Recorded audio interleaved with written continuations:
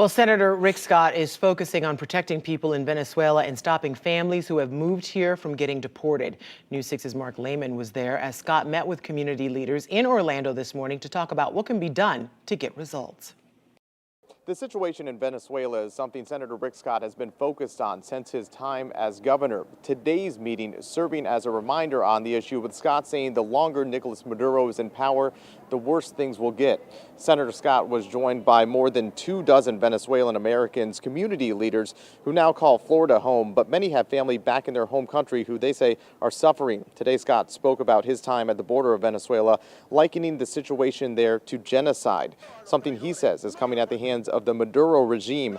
Scott says the U.S. is doing the right thing with sanctions and recognizing opposition leader Juan Guaido as the country's interim president.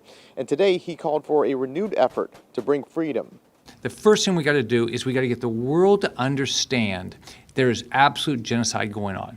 And then the other is, for the people that are here, we've got to come up with a way that the Venezuelans that are here, that they can stay here and prosper while we continue to fight to make sure they get their country back. Scott says humanitarian efforts are the primary focus, but military options should also be left on the table because the situation has become so dire.